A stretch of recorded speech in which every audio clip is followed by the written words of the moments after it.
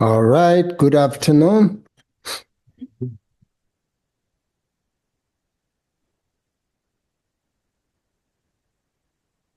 Okay, now we are going to continue on the 37 practice of Bodhisattvas.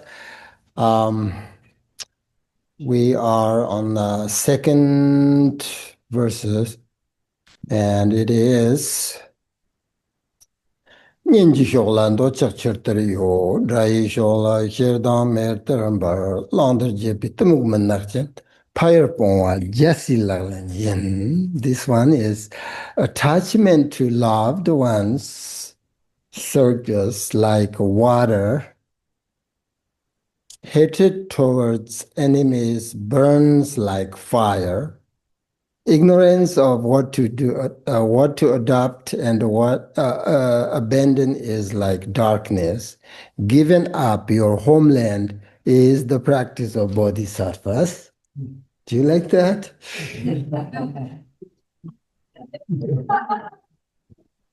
Giving up your homeland, like me,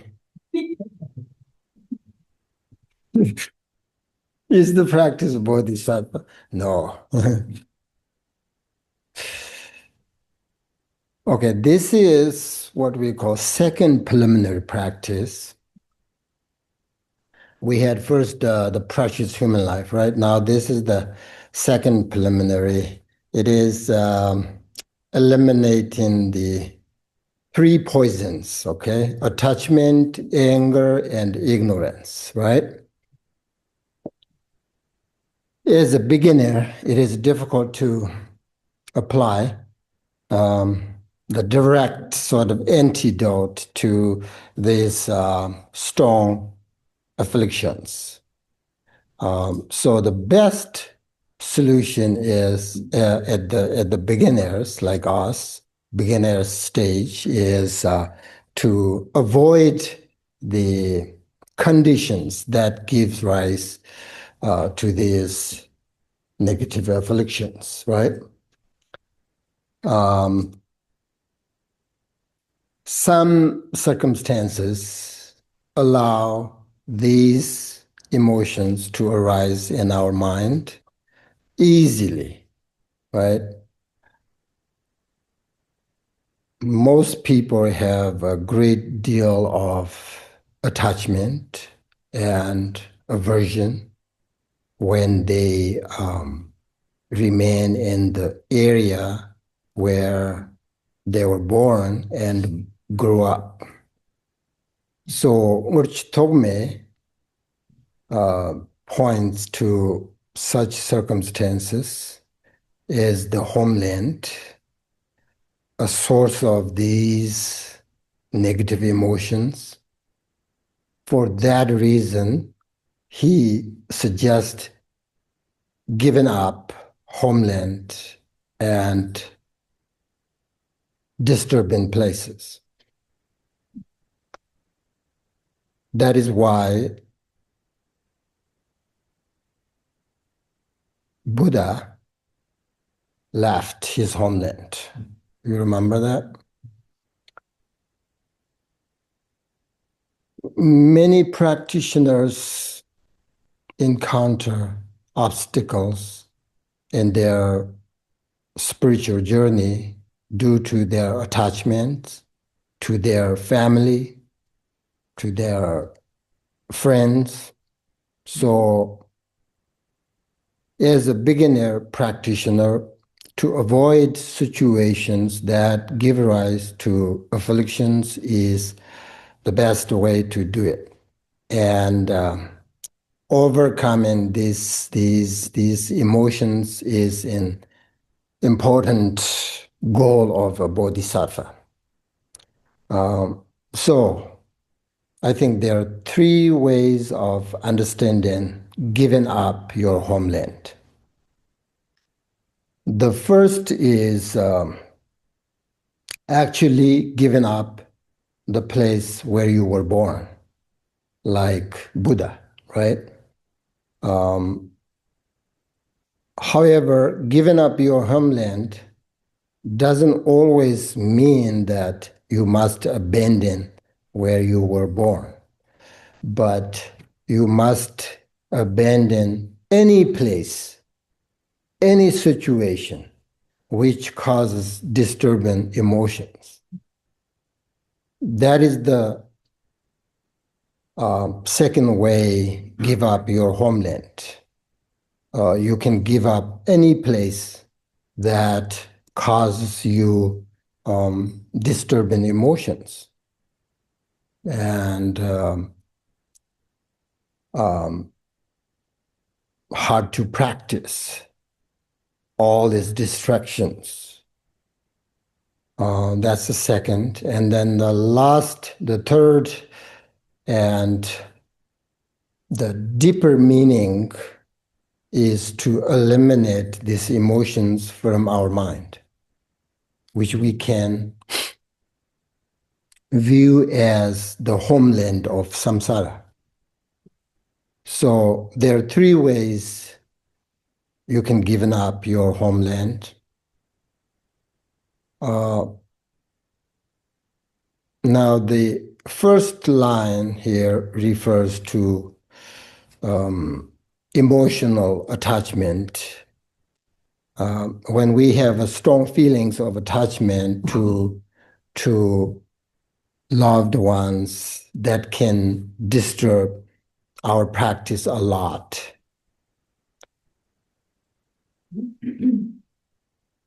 It's like water with the waves, crashing one after another with no peace in between. That's what Ngulchu Thokmé said here, right? The second line describes the disturbing emotions of hatred towards enemies, which can also destroy your spiritual practice. It says it burns like fire. Fire can destroy everything, right? So it's burns like fire. And the third line here describes the disturbing emotion of ignorance. Our minds easily fall into their habits and confusion. So we don't know what to adopt and what to abandon when our minds are controlled by ignorance. Disturbing emotion, and that can destroy our practice. So therefore, Ngulchu Thokmé is kind of warning us about our homeland, right? Because that can be a source of the disturbing emotions of attachment and anger and ignorance. So, there are three ways you can understand giving up homeland.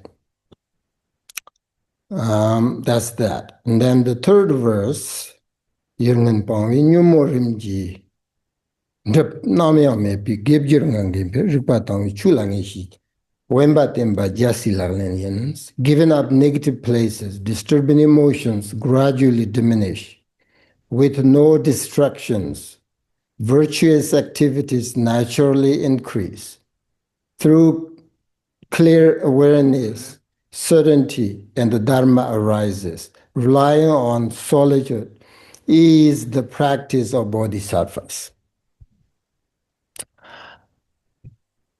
So this verse describes good reasons for giving up your homeland that was mentioned above. So this verse gives three reasons why solitude is in an appropriate lifestyle of the Bodhisattvas. The first reason is disturbing emotions gradually diminish when you avoid negative places. Your mind has the space to calm, and that makes it easier to let go of harmful emotions. So practitioners should abandon a place which causes a lot of emotions to arise. Okay, that's the first. Second reason for seeking solitude is that your meditation will naturally increase with no distractions.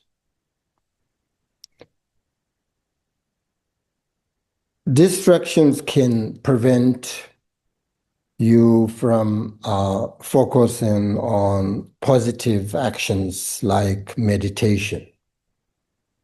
Distractions make it hard to engage in positive actions such as practice of meditation, right?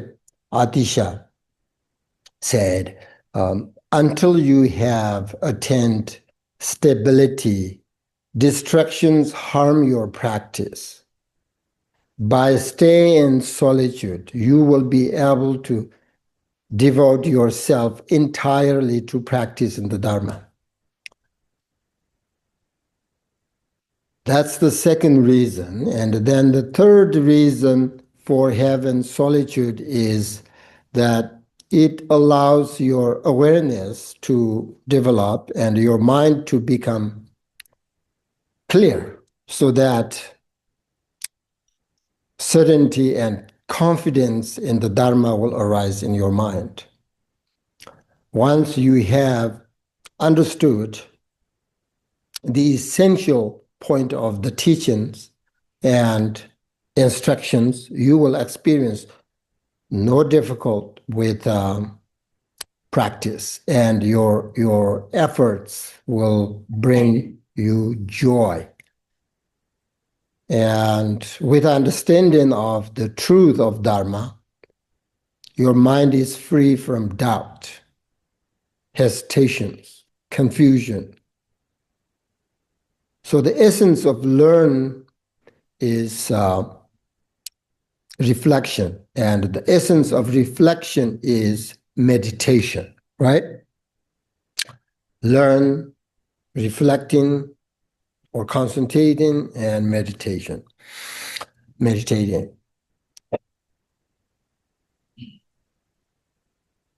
So if you can sort of manage to put yourself into a full state of awareness, then good actions and positive merits, accumulations will increase.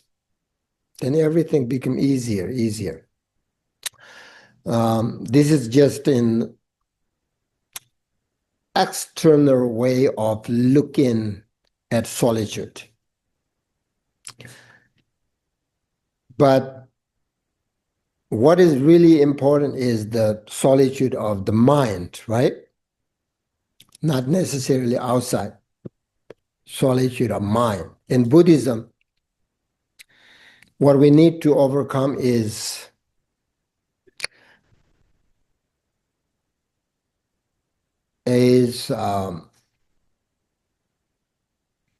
not adverse place outside, but rather an inner mind of negative emotions.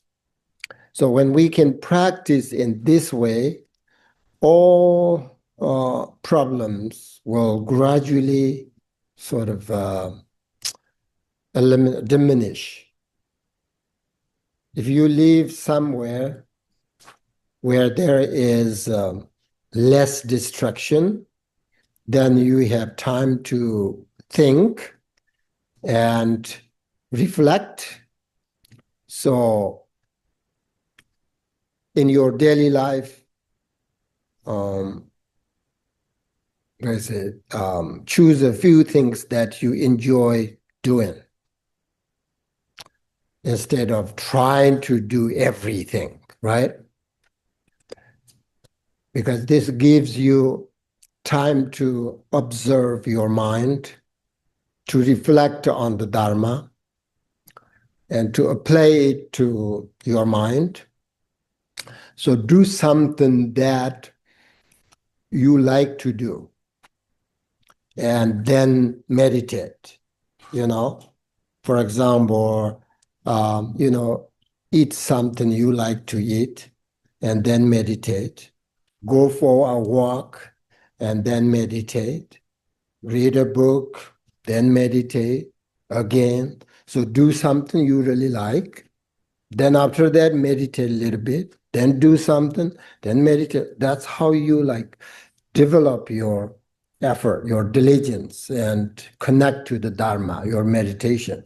Not necessarily, okay, I meditate more than 3 times and then I'm done during the day.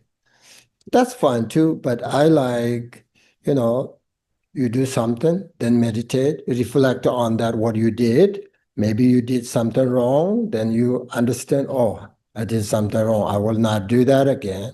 Meditate, reflect, and then do something. Go for a walk, and when you see people, how did you react? Do you react? And maybe reflect on that, or maybe that's not good. I will not do that again. And then meditate. It's really nice. So that's how you bring your meditation, into your daily life, and then it will change your actions, activities, and become really nice and positive, and that's how you sort of increase your Dharma practice in your daily life. Um, so anyway, in essence, this verse encourages a mindful practice and cultivates inner peace, clarity, and certainty about the path of wisdom. So as a Mahāyāna practitioner, the purpose of finding a good place is to be able to meditate and generate bodhicitta. That's the essence of this verse, okay? So I'm kind of explaining you a little bit, not in detail because we don't have time, but just give you the point, each verse, and then if you want, you can make notes. Now the next fourth verse is Yerandro Panzakshi Sosandao, Mbapidupi Norzi Shirdali, Legion Ronkan, Namshin Bor, Sendalutan, Jasilanin. Close friends who have been together for a long time will part from each other. Wealth and possessions gained with much effort will be left behind. Consciousness, a guest, will leave a guest house of the body. Letting go of this life is the practice of Bodhisattvas. The first verse of 37 practice deals with the freedoms and advantages of precious human life, right? And this fourth verse is about impermanence and death. So usually you see these two verses come one after the other in the Lobjong teachings, right? When you think about precious human life, oh, this is very precious, but at the same time, it's very impermanent. You never know. So we just one after another. But here, in between these two verses, there another verse describing the practice of abandoning negative places. We just talked negative friends, rely on solitude, right? This is because when you understand the precious human life on a very deeper level, then you will decide to make this life meaningful, right? To do so, as a beginner, we need to find a good environment that can help our practice increase, develop. That's important. That's why Ngulchu Thokmé explains, once you really understand the precious of this life, you don't want to waste any time. You want to do something. While I have this great opportunity, good human being, precious human life. I want to do something. Then that is like your practice. But in order to practice, I need to find a good place, less distractions. That's why he put it between this this verse, and first and this verse is impermanent.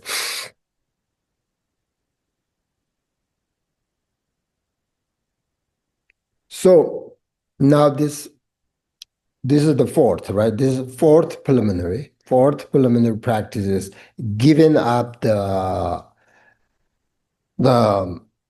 concerns of this life by reflecting on impermanence and death. So this verse deals with the nature of life, which actually is not the way we usually see, not the way we usually understand life. So the first line here mentions our relationships. No matter how deep or how long the connection is, the separation is inevitable. It's just a matter of time. Whether through changing circumstance or death or something happen, right? So recognizing impermanence encourages us to appreciate the relationship without clinging to them. That's so important. Don't take this like negative way. But if you really understand in deeper level, I'm talking, impermanence of life, it really gives you sort of appreciation. You appreciate the relationship with your friends and whatever. And then the second line of this verse mentions wealth and possessions, right? Again, no matter how much we attach to our wealth, everything is going to separate from us eventually, right? Therefore, the best antidote is to be satisfied with what we have right now, right? If we have little attachment to things in ordinary life, we will have a better life. That's very important. Then the third line mentions death. See, most of us here, half of our lives are already gone, right? Like myself. Even if I live, let's say, up to 80, more than half my life is already gone. Each day passes, and that brings us near to death. Each day, each minute, each second, right? Bring near to death. It's like an animal being taken down the road to slaughter. Each step it takes brings the animal near to its death. It's like us, it's like that. In fact, no one knows when our life will end. It can be any moment. It can be. So it says our body is like guest house and consciousness is the guest. Letting go of attachment, whether to our lives or relationships, wealth, or even one's own life, is the main part of this practice. So we should understand this. The relationships and wealth we have are not the problem. Sounds like this teaching, you know, our relationship and wealth we have is the problem. It's not that the problem, right? The real problem is having attachment to them without satisfaction.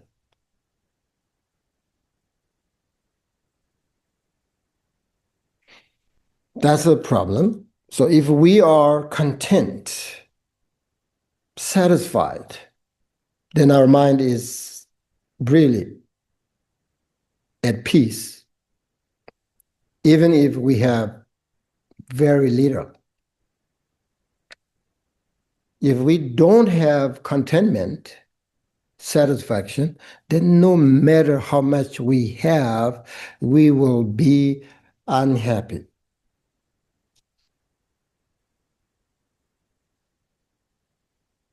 Contentment is, teachers say, real wealth and happiness. Satisfaction is the real wealth. So if you have satisfaction, you are just millionaire. So we don't need to abandon anything. We don't. We only need to let go of attachment to these things. That is what we need to focus on in this verse when you practice this verse. And having satisfaction and contentment is what is important to do, because it brings happiness, less worry, less stress.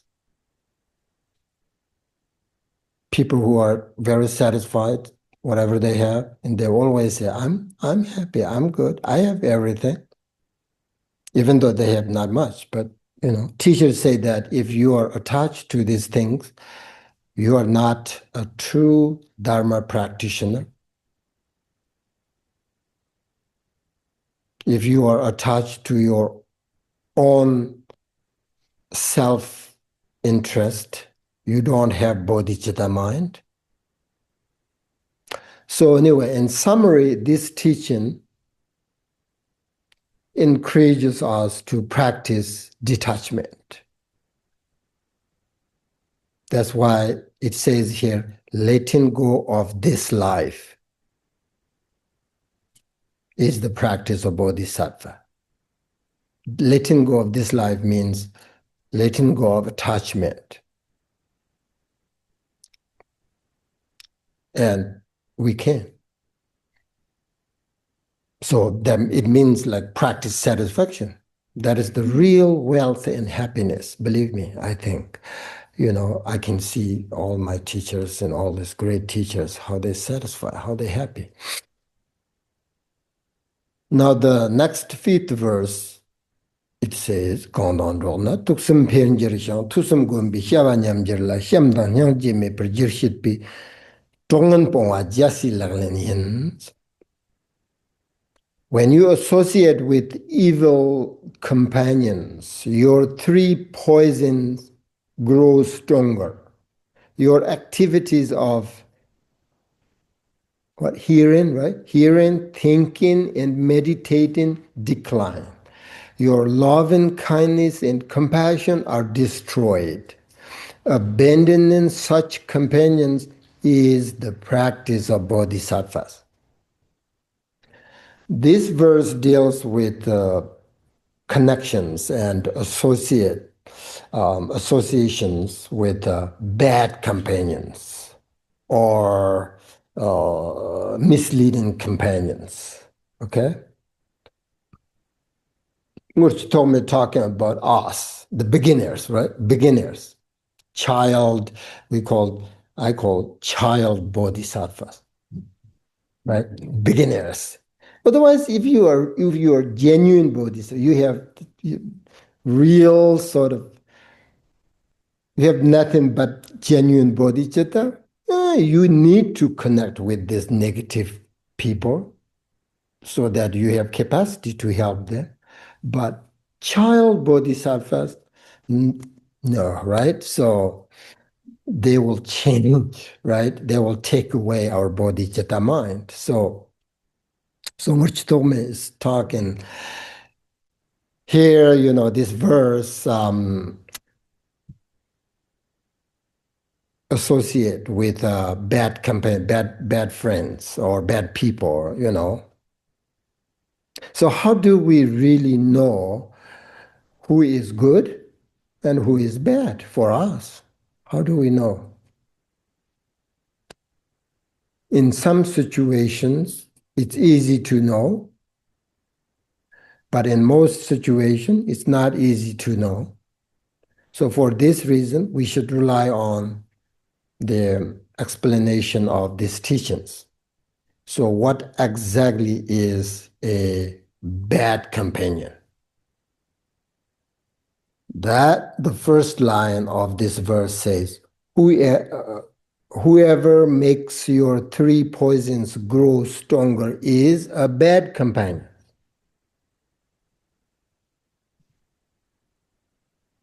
Poison harms whoever takes it, right? In Buddhism, the three major disturbing emotions are attachment, aggression, and ignorance. These are called the three poisons, because they're always harmful to us, always. So here, evil companions refers to people who encourage negative behavior. And when being close to someone makes your negative actions increase, that person is considered a bad friend.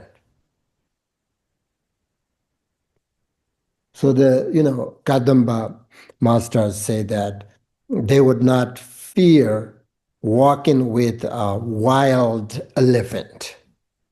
They're not afraid, but they would fear keeping the company of bad friends. Why? Because although wild elephant, they're so strong, can cause your death, right? But its negative influence is limited. It cannot harm your future lives. But a bad friend, an evil friend, harms many of our future lives. And of course, similarly, if we rely on a good friend who has a kind heart, compassionate, encourages us to practice, then our good qualities will naturally grow. Good qualities, right? Love, compassion, bodhicitta, wisdom, all this would grow. So, therefore, rely on a good friend is really important, so important. If you are beginner, if you are advanced, you are not beginner. Then you need to rely on, not rely on, communicate with the negative people and help them, bring them into bodhisattva path, all that. But if you are beginner, then your company, your friend is so important. Because whether you go down, up, it depends on your friend. Then the second line deals with what we as a practitioners need, which are the qualities of hearing, contemplating, and meditating on the Dharma, right? These are the methods for achieving enlightenment. So we need to engage in these three, in Buddhism they call three knowledges, right? Three knowledge. And we should only rely on people who can guide us in this way. And we should not communicate with evil companions who influence our energy, and shift our focus away from these kind of practice. So therefore, it's important to choose spiritual friends. That's why belong to a Sangha community is so important. Then the third line deals with negative influence, which can destroy our love and kindness and compassion.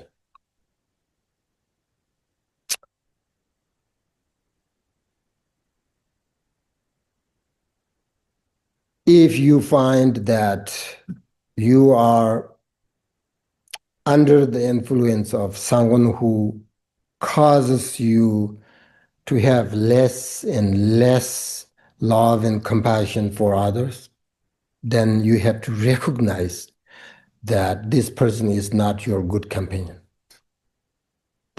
So you have to slowly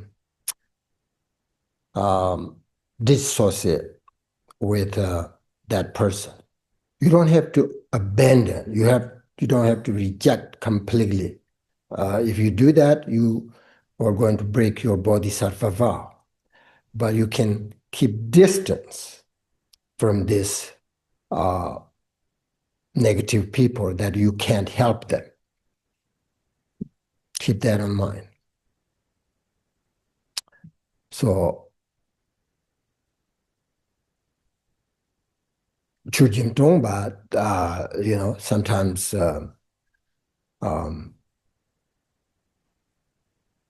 he go to the bar and then drink with alcoholics, all this because he want to help. He has a capacity to help them slowly, then, But in order to do that, first you have to do exactly what they're doing. And then they think, oh, this is a good friend.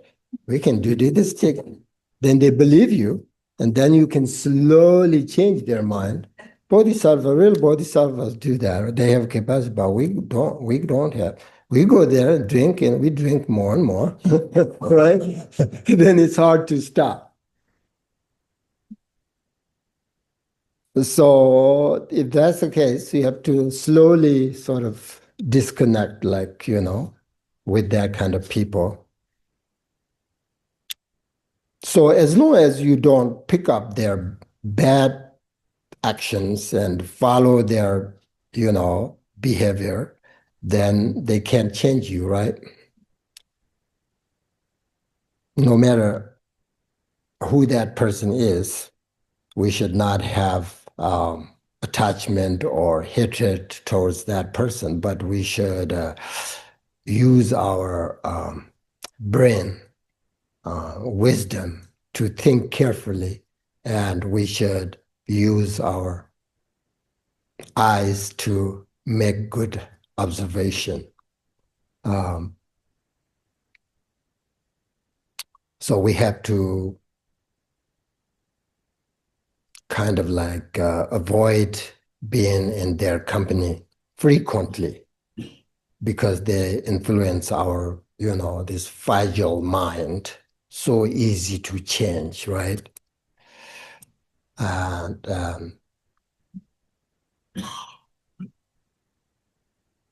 so those people discourage your Dharma practice, and then doubts enter your mind, and slowly your inspiration goes down. That's why teachers always advise that if you don't wish for suffering, you must avoid negative companions if you don't have capacity to help them. So they always say, if you wish for happiness, you must rely on good friends, spiritual friends. So we should not enjoy time with negative friends. So the only way to check is whether your love and kindness, your bodhicitta, your compassion increases or decreases through connect with this person, or whether your three poisons, right? Attachment, anger, ignorance are increasing or diminishing through the contact with this person. So by checking these things, you would know who is good friend, who is bad friend, right? You don't have to, you have to check your practice. If your anger, your desire, or jealous increase because of the connection with this person, then something is not right. So for beginner practitioners, it is a very dangerous to accompany bad friends, okay? Keep that, my teachers always say this. Now the sixth verse, 강식 때는 니파 선절성, this is not, 연대 열무다르던 편절위, 신년 담바른 글리위정, 찌푸른 점바 자실랑lenien. When you rely on spiritual friends, your mistakes are eliminated, your positive qualities increase, like the vaccine moon. Cherishing spiritual friend even more than your own body. Wow, is the practice of Bodhisattvas. This verse advises that we should rely on good friends and we should treasure spiritual friends, someone who has a good sort of effect on us. Again, the great teacher Adisha had a few teachers, and when he talked about some of his teachers, he just joined his palms at his heart. But when he talked about Serlangpa, Serlangpa, who's from Indonesia, he cried, Adisha. And then the Adisha students asked him, what is the difference between your teachers? Some teachers, when you talk about some of your teachers, you just join your palm. But when you talk about Selongpa, you just cry. What is different? He said, Adisha said, all my teachers have the same qualities. They all are good teachers. But Serlangpa, his root teacher, Adisha went to Indonesia to find Serlangpa. Oh, he went through so difficult. But eventually, fortunately, he found Serlangpa. And Serlangpa is more, for him, Adisha, Serlangpa is more important because of my Bodhicitta, he said. I have a Bodhicitta mind because of Serlangpa. That's why all my teachers, they have same qualities. They're all good teachers. But I have Bodhicitta because Serlangpa. So that's why Serlangpa is, when he talk about him, he just cry.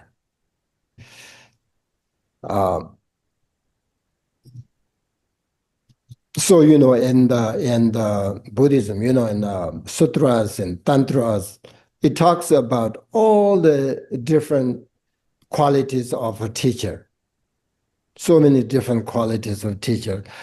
But as Bhattacharya said, the most important one is whether this teacher has bodhicitta or not.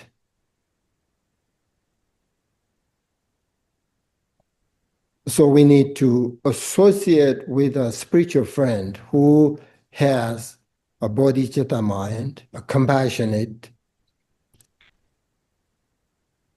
then no matter what, it will change and we can develop our inner quality with that kind of spiritual friend.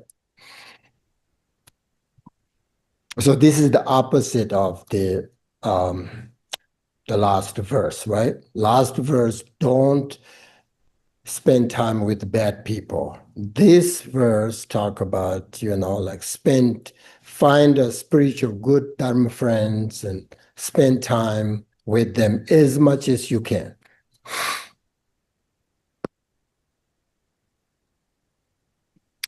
So it says, cherishing spiritual friends even more than your own body.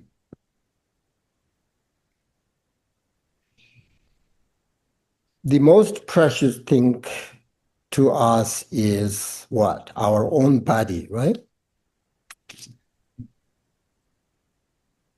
So that is used as the example here because their influence helps us overcome our own mistakes and faults, and then our love and kindness, compassion increase.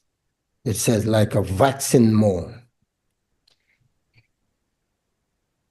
So we should practice Dharma in their company. In this way, our practice will increase. And by following the Bodhisattva practice, we must go through this process. We must follow these teachings of Bodhisattvas in order to develop our meditation. We need to find all these circumstances, that can help our meditation and develop our bodhicitta. Once you have bodhicitta, then no matter what, the way you say, where you act, where you whatever, everything is positive. Everything is dharma. When you don't have bodhicitta, then no matter you prostrate like 100,000 prostrations, nothing. A good exercise, but other than that, nothing. There's no merit, right? Okay. Oh, okay. Take a break here and then next section.